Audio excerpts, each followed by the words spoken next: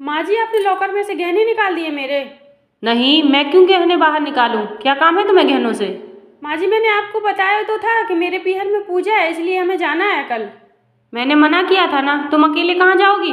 पुष्पेन तो अभी फ्री नहीं है। नहीं, चौधरी साहब ही जाएंगे, उन्होंने भी बोला कल के लिए ऑफिस से छुट्टी ले रखी है। मुझे तो ऐसा कुछ नहीं बताया तुमने कि पुष्पेन भी जाएगा। और क्या करोगी गहनों का? घंटे भर में वापस आ जाओगी। पर माँ जी, पूजा है, मेरी बाकी बहनें भी आएंगी, सब लोग आएंगी, मेरी बुआ मासी सब लोग आएंगी, और मैं वहाँ पर ऐसे खाली जाऊंगी?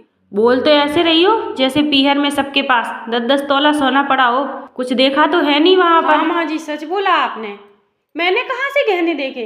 अरे, आपने मुझे शादी में गहने चढ़ाए, तब मैंने पहने, तब मैंने देखा कि गहने ऐसे होते हैं।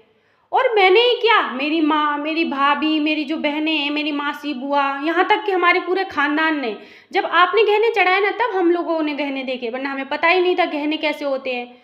और आप गहनों की बात कर रहे हो? खाना पीना, कपड़े, नहाना धोना, रहना, हमें तो पता ही नहीं था क्या होता है ये सब कुछ, हमने कुछ देखा ही नहीं है। और ये घर है ना, घर भी मैंने पहली बार देखा, क्योंकि वहां पर तो हम फुटपाथ पे रहते थे।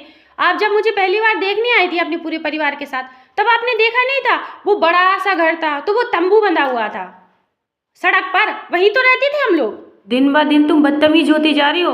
तुम्हें पता ही नहीं बड़ों से कैसी बात करनी है, कैसे बोलना है। अब माँ जी, आप जैसा बोलोगे वैसा ही तो रिटर्न में सुनोगे, ये एक बार का नहीं है, कई बारों का है। जब भी मैं आपसे कुछ कहती हूँ, कुछ मांगू, तो आप क्या बोलते हो? पीहर में थोड़ी कुछ देखा है, वहां तो कुछ देखा ही नहीं है।